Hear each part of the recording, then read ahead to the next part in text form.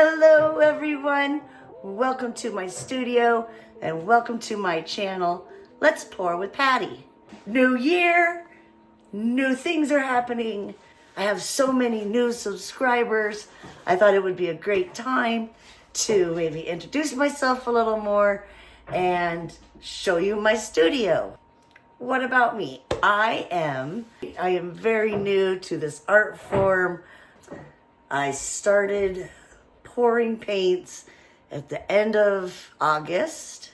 It was one of those kind of fall into it situations that I've actually always dreamed of. I was always so jealous of those people out there in life that just kind of fall in to their passion and what they're good at and their talent and can just dive in and go to extremes with their talent and, make a fine living off of it. We were getting ready to open up a new business, me and my other half of 31 years, Keith, and we were going to be wholesalers selling pallets of goods, and last minute we kind of decided that might not be the direction we wanted to go, or we needed to research a little more because just the rent alone was ridiculous. And for the rent that we would spend for like 2 years, we could probably build a building on our own property. But then that would have to change our whole business structure because you can't have like semis delivering pallets of goods in a residential zone. So we had to stop and put everything on hold for a minute and try to rethink things a little bit better. And in the meantime, I decided to pick up some Artist Loft ready to pour paints and decided to dabble a little bit in acrylic pouring. Instantly fell in love, and I've been diving more and more into it and discovering that I really, really enjoy doing it, and I might have a little bit of talent in it. So I'm loving what I'm doing. I'm having a blast doing it. I'm having so much fun sharing it with you guys and getting to know you guys along the way. So happy you're here with me. I don't know if you could hear all the little tinkering going on behind me, but we've got some exciting things going on in the background, in the behind the scenes. So how about I take you around the new studio and show you what I got going on. So here's my studio. It is kind of in a little bit of a mess right now. In between everything, we got my little spinning station over here, which I've been putting the most use to lately. Looking forward to get back to doing some other painting soon. I've got my commission piece that I will be working on. But it's winter right now here in northwestern Pennsylvania. And the only way we could figure out, considering we're clearly in my basement, how to combat the cold, because it's something like 59 degrees in my basement, is to put up this plastic room. I'll keep my paints in there. I keep a heater. Keith built me this amazing drying rack. And now we are in the process of learning how to do resin. Eventually he's going to get a chessboard going, and we've got dominoes. So we're gonna expand, but despite having this completely plasticed off, we are still getting little dust particles and hair particles and our resined pieces as they dry overnight. So Keith is trying to now combat that by building these little boxes that we're going to cover with plastic to put the paintings inside of there to reduce the amount of debris that can land on them. So there's that, and then we got my little mess of a mixing table where most of my paints are being stored to try to keep them warm, which for the record, it does work. It's, what is it in here right now? I'll say it's 69 degrees in here. You shut that off and it drops down to 59 real quick. So right now he's putting my double-sided industrial tape that I use for my spinner. He's putting it on for the plastic adhesion.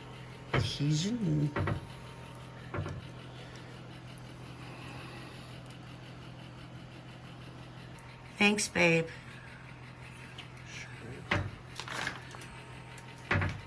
And then I have another workstation over here that we're using while we're doing this resining. Little like weigh station over here as they go in to get resin and then go up on there to cure.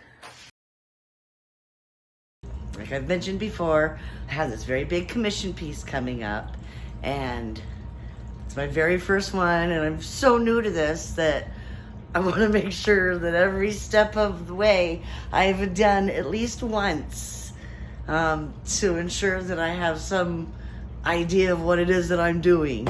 So, so much stress. But anyways, that's okay, that's okay. So I want to, of course, resin the piece because they're just absolutely gorgeous when you do that. And so I am practicing on my first few paintings that I did. None of them are on level 3 gallery wrapped canvases. They're all on level 1s. They're my very first ones. See, they're stapled in, oh, you can't see because it's taped. But it's stapled back here. And they're not that great of the canvases. Paintings aren't too bad, you know, they're my learning ones, my lessons. So we're resining them. And I'll take you in and I'll show you the little boxes that Keith built me so that we could put the paintings inside of there once we resin them to stop any and all particles, to the best of our ability, from landing into the resin. Because the first one we did, I'll have to show that to you, it's in there. The first one we did, my pearl paint one, it's probably got 3 or 4 coats on it. I think it's 3 coats. 3 coats of resin on it. I mean, it's damn near a table at this point because it's got so much resin on it. And, you know, it's very heavy. But every time we put the resin on, and this was before we had these boxes built, we ended up with a hair or a piece of dust particle. You know, we're in a basement. And although, as you'll see when I take you inside of the room, even the ceiling is plasticed off. So we're doing everything we can to seal that as much as we can. And yet, still, things end up in our resin. So we had to figure out another way, because I can't keep putting resin on. I mean, resin's expensive. So I can't keep putting it on, especially on these, you know, not so great canvases. Right now it's just learning lessons, so it's invaluable to me at this point. But in the future, I'm going to be working on the professional grade canvases, the gallery wrapped. And so I can't be messing around and I can't be wasting expensive epoxy. So we had to do our research, and it's, you know, you'd be surprised at how hard it is to find the right way to sand down and polish your resin once you do it and you find small imperfections that don't require a repour. Things like divots or big pits from air bubbles, those will probably require a repour. Let me see if I can show you. Okay, this one we have to repour. It's been poured once. And let me see if I can get it in the light. Right here, right there. You see that? See that? Right. Ooh, wait, I can't reach it. Right here. Right here. See that? Ooh, yeah. That's a bad divot. So, no matter how much we sand, we're not going to get that all the way down. And if we do, then we're down too low. And I don't want to get that close to the paint. So, we scuffed everything up. It's all scuffed up. We sanded it, scuffed it, and you can see that already. Oh, see, there's another divot too right there. So yeah, we scuffed it up. We're gonna re-pour that one. Now this one, it just has a couple of little imperfections, little air bubbles. I'll see what happens when I sand those. If those just start growing into bigger and bigger pits, then I might just have to re-pour this after all. But if not, we're just gonna try to sand it down, get all these imperfections, sand it away, and then bring it back to its shiny luster. So let me show you around and we'll get started on all that. Okay, so let's go into the drying room, warming room. Walk in. Okay, see now, I can't do much on this side, but we usually bring in a light because this is where we do the resining. We turn the heater off, we push it back, we bring this garbage bag out, which is chock-a-block full of resin that comes right off. I have paints warming here, a little too much warming. So yeah, we do the resining here. We have a light on so it's brighter. This is a blowing on it. That's where we do the resining. And then here you can see this is one of the boxes Keith made. It's covered in plastic. We got little hooks here. There's one right here, just in case you need to lift it this way. Yeah, so we got one here and one up here. Still, even using those, I end up with stuff in my paint. This, oh my gosh, is my pearl paint one. First one that we've officially brought back to its luster. It's glass-like shine. I'm so pleased with how it turned out. Those colors, sometimes they're like really dull because they're the pearl paints. And then get them in the light and they just pop right off of the canvas. Love, love, love, love. So excited. That one is done. Complete. So happy. I'm going to go work on the white one and I'll show you how I do it. Okay, so first I'm going to start with 400 grit because we want to scuff it up and get a good clean surface. So I want to start with the 400, see if we can combat a lot of these imperfections and such. Now also, ooh, don't do that. All right, lock it first. Okay, let me get this on real quick. Also, I like to write. I use a Sharpie. At some point, I'll just have to stop because I don't like it starts to leave a thing, but leave a trace. But for the first few passes, I write on it with a Sharpie so that I know I'm getting enough off each time I do this.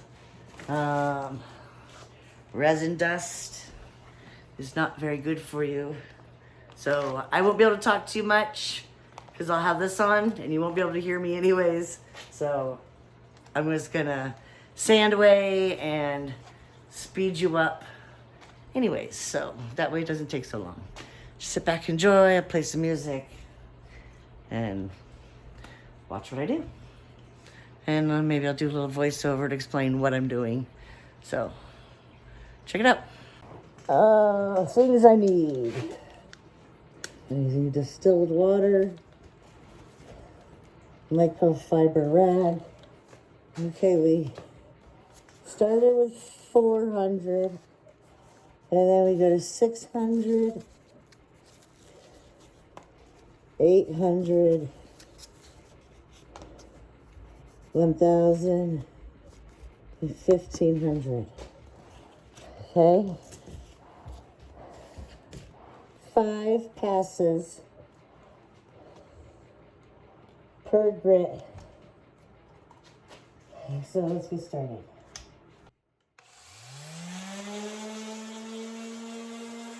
Okay, so admittedly, I'm not that great at sanding.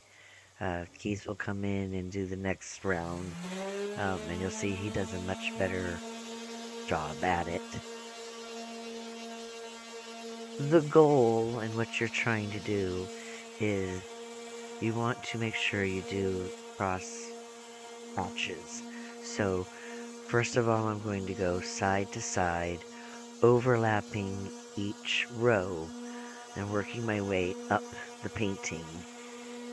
And from there, I want to go up and down from top to bottom, overlapping each row to ensure I cover the entire painting going both directions. Doing both directions is considered a single pass. So you have to do that 5 times, 5 passes, with squirting down the painting with the distilled water and wiping it with the microfiber rag each time in between. It should take 5 passes per grit of sandpaper. Each time you write on the painting, so helps you remember. Now, disclaimer, everything I am telling you is if everything is going perfect with the sanding process. However, I don't know if you can see, but there's a lot of debris coming off of this painting, which should have been my first clue that something wasn't right. I've never seen this much, like, big pieces come off while sanding, and I have a feeling that it might be because the painting sat out in the colder room longer than it should have, and it really only had one thin coat of resin on it, which you will see here in a little bit that is a definite issue that we will need to address. But in the meantime, until we figure out what's happening, or notice what's happening and then try to figure it out, I want to make sure I go over these instructions with you so we understand the proper procedure when things go right. Okay, step 1. One set is equal to one side-by-side pass and one up and down pass over the entire painting. You need to do 5 sets per grit of sandpaper, cleaning the painting in between each set with the distilled water and a towel. How's it going? Is that your first layer? The first First sanding. First sanding. So how's it looking already? Get all the hairs up? I don't know, there's a lot of...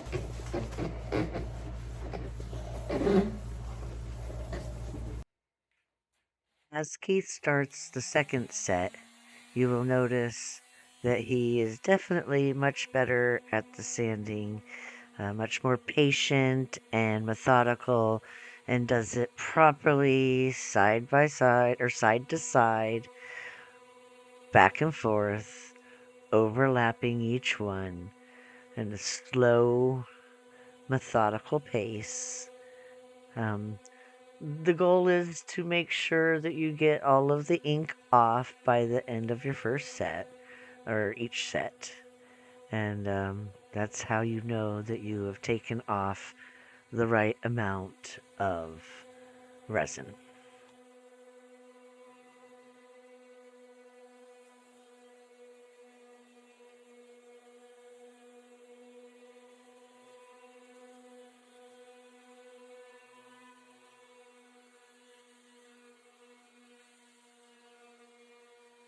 And also, if you don't have enough of the ink off by the time you've gone over it, then that just tells you need to go either a little slower, push a little harder, or just go over it a couple more times. But it definitely needs to be gone between each or for each set, because it's a trick that they use to keep you as methodical as you need to be to make sure or ensure that you are doing the proper job.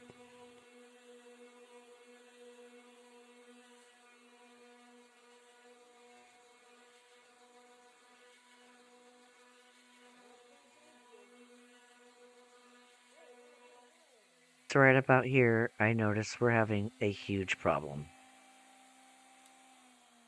I feel like you're in Did we burn through the epoxy already? I feel like you did. Then there's nothing we can do. It needs another coat. I was thinking that it needed another coat anyway, just because it is caving. Like, it's just too soft. Right. There's nothing there. Well, we can wash that off, right? You should, I guess. Yeah.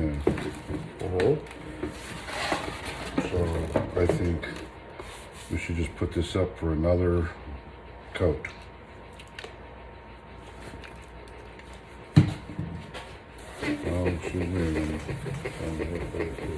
I hope you can fix that. Huh? There's no fixing that. So we're gonna epoxy over that? Is it here? Yeah, right down into the canvas, huh? Here? Yep. This one might actually be ruined. Yep. I mean, it was not done correctly. Was this one of our first ones? We just didn't do it right. We did not put enough epoxy on it. Uh-huh. Alright, well that was an epic failure. This is a wash. Okay, it's a continued learning lesson. Or learning session, or learning curve, whatever you want to call it. No, we're still learning. We're forever continually learning through this whole process. So we may have possibly ruined this one painting, which kind of breaks my heart, but you know, I was always kind of iffy about it because this big old blob of gold in the middle. But it only had one coat of resin on it, and I'm pretty sure we blew through that there and there and there. Just trying to do the bare minimum of sanding on it. This side's horrible. Did a really bad job there. That is a big no-no. So this one is, I said, thank God these are just my level ones practice paintings when I was very, very, very first learning. So they're not the best, even though I still love it. I mean, but that's okay. I just have to redo it and try again. But this one, I'll probably still re-epoxy it one more time and just hang it on, like in my bathroom wall, or on my bathroom wall, or down in my basement somewhere, just to keep it. And I can ignore this. I just can't sell something like that. So only one coat on resin, no sanding like that. So we're redoing them all, sanded it down nice and good. This is this one.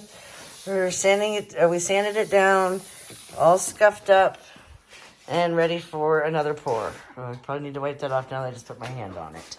And then, I gotta scuff this one up because it needs another pour because there's stuff in it. I can't just leave it like that. So, quick sand with 400 to scuff it up, and then it gets another layer of resin. That's where we're at. Okay, so for the record though, once you've gone through all of your grits and you still have enough resin left on and it's just looking very dull, and it's time to start buffing, you buff first with a medium hard buffer and then a fine soft buffer. 3 passes, 3 sets each per buffer. The first buffer, you'll be using a compound that's used for epoxies and resins. And the second buffer you can use, which is optional, it gets that glass-like finish back, a finishing coat, a top coat, polisher, which will definitely bring back that glass-like finish. And that's how it's supposed to be done when everything goes according to plan. I hope this would have gone a little smoother for you. It wasn't really a how to, it was how we did and what happened along the way. Hopefully that will help you. Please remember to like and subscribe.